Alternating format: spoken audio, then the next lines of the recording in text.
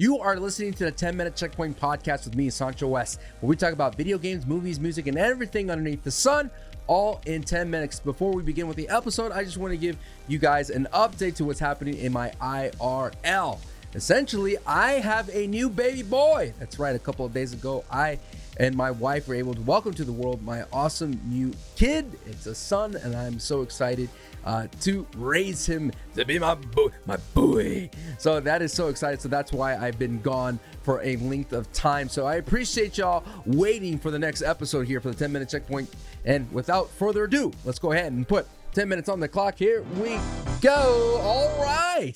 A lot of things happened when I was having my newborn son, bringing him into this world. A lot of great things, but the thing that kind of like got me going the most, the thing that kind of was like, I put a pause to it, that I was able to send out tweets while I was at the hospital, was Battlefield 2042. If you don't know, I did make a podcast or a review or early impressions on the Battlefield 2042 early beta that we got access to. You can go ahead and check that out.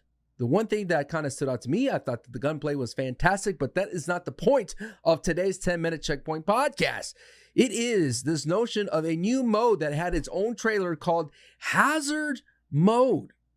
The Hazard Zone, to be more clear, to be more precise, Hazard Zone is a 8-squad, 32-player kind of engagement that you go into, and the whole notion of it and the Battlefield themselves in terms of marketing was all about one life to live type beat. And so you go in, you have these different loadouts and things of that sort. You get classes and whatnot, and your whole goal is to extract these hard drives that come from satellites from the sky. There's a lot of lore behind it, but I'm here for the meat and potatoes in regards to the actual mode itself. And they are going to be across these 7 maps, multiplayer maps themselves. And it's like I said, one life to live. And then at the very end, there's an extraction kind of scenario where you have to get to the drives and extract. And before you know it, you have a good splash cinematic daddy-do. Now, here's the whole point of today's Checkpoint podcast, and we already been talking about it lately. If you don't know, if this is your first time listening, thank you so much. But we've already talked about so many of these instances of the whole notion of Battle Royale. I feel like, should I just change my podcast to Battle Royale? I really feel that Battle Royales have been something that I'm just genuinely interested in. I think I'm very fascinated by it. And I think the main attraction to it, not only just beyond the mode itself, but I think we're still scratching the surface. We're still in this infancy of the greatness of Battle Royale. But at the same time, there's so much animosity against it. And from what I'm seeing is a lot of developers are hesitant to stick their toe into the Battle Royale genre. It at first was a very tantalizing type of mode to jump into. It was a money cash grab type vibe for a lot of indie developers and a lot of AA developers, things of that sort, who are trying to do their best to make a quick buck, hence the term cash grab. And so now you're seeing like a little bit more reservation when it comes to jumping into the Battle Royale pool. And that's the thing that I've been wondering about. Is like when I look at this Battlefield 2042, and the whole notion of it is like, why not call it a Battle Royale? And that's the whole thesis of this podcast. Why are DICE and EA not deciding to call this a Battle Royale? And I think okay, yes, Battle Royale is traditionally, if you think about it, is a mode where you jump down from a vehicle or a carrier and you fight it out with about 100 players, a huge amount of players. But I think you could still have your own version of a Battle Royale without trying to come up with a fancy term like Hazard Zones.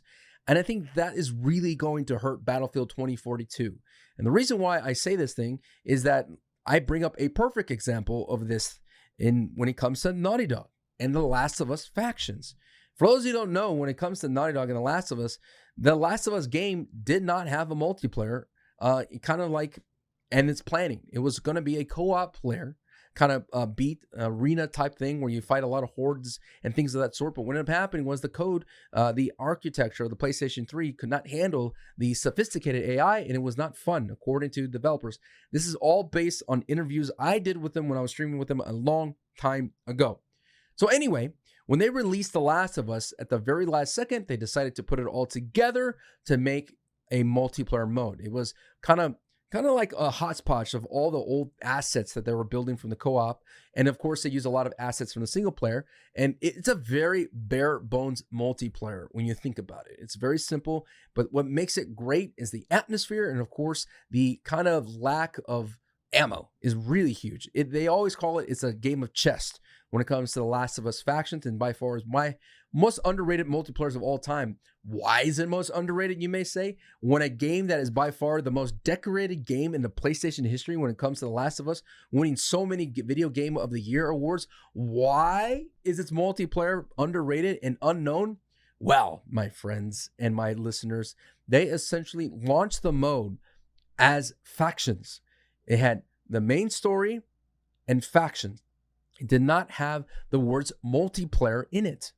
And so when you boot into the game for the first time, a lot of people, and I know this because they were coming to my stream at the time when I was streaming Last of Us, they came to me and said, I did not know that this game had a multiplayer. And I said, it's right there. It's factions. And, long story short, when I first bought The Last of Us on the PlayStation 3, I did not buy it for the single player.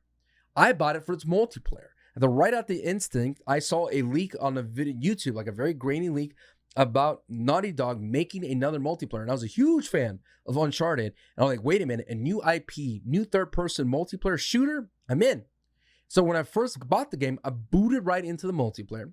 And I realized that there was going to be a need for tutorials because it's such a unique and awesome experience. Hence why the YouTube channel got its beginning. And if you are listening right now and you're a Last of Us Factions fan and a friend of mine, thank you so much for the support. But go back to the very beginning of my tale. The Last of Us called it Factions. Eventually, the multiplayer mode itself got steam. A lot of people started buying it. A lot of people started to get some revenue behind it with DLC and things of that sort. A lot of new maps came out, a lot of new weapons, and a lot of cosmetics. And before you know it, when The Last of Us started making these different iterations with The Last of Us Remastered, it became Factions MP. Just to let the audience know it's a multiplayer. And still to this day, not everyone understands that The Last of Us, this great critically acclaimed single player game, has a multiplayer. And so let's bring us back to a full circle to Battlefield 2042, calling this mode Hazard Zone. That in itself, as a content creator, does not have a great search engine optimization. Of course, when it comes to yes, it's going to pull up Battlefield. Maybe I'm eating my words here, but my point is the lexicon of the jargon when it comes to other players out there. Like, have you played? They're going to call it a battle royale. So why not just lean into it? Already Battlefield 5 made the same mistake by calling it Firestorm. We know it's a battle royale. Just call it a battle royale. Essentially, if you embrace that battle royale, it's a mode itself, you're going to be able to benefit from all the people who are casuals who are going to check out your game. I really believe Battle Royales is a great Trojan horse. And I've already mentioned at the very beginning of this podcast that the Battlefield gunplay is really solid. And I really like the weapons and I love the scale and it's really cool.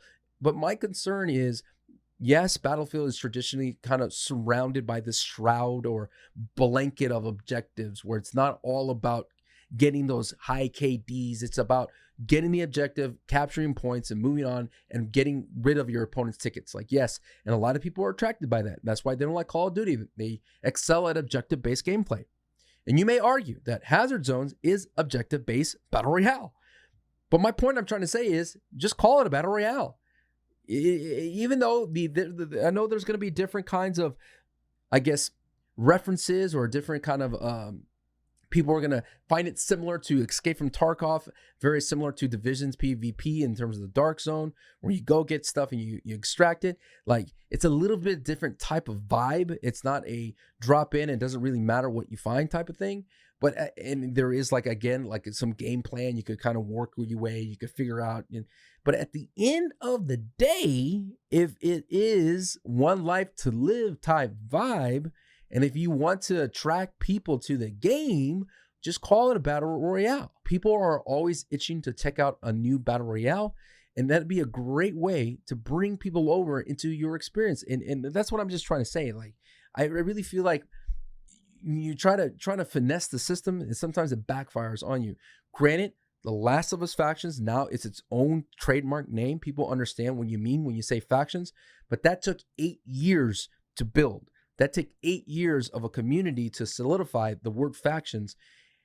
and to get it out into the other kind of general lexicon, it's really awesome, right? That people now know when Last of Us Factions is about the multiplayer. But Battlefield 2042 does not have the time and the luxury to play around. And when you're going to compete with the big hitters like Halo, compete with Vanguard, which now has an anti-cheat called Ricochet, you got to watch out. And granted, I really did enjoy Battlefield 2042 in its beta, and the whole attraction of it is making clips and things of that sort. I'm not sure. By calling it the hazard zone, you may be dipping into the hazardous deep end of the pool. Thank you so much for listening or watching to the 10-Minute Checkpoint podcast. If you're watching on YouTube, be sure to like, share, and subscribe. And let me know what you think about Battlefield 42 Hazard Zone. I, for one, am excited to play it, but I'm just worried about its shelf life. If you're listening on Spotify and things of that sort, be sure to stop by on YouTube and leave a comment. Thank y'all so much. I'll see you next time. Peace.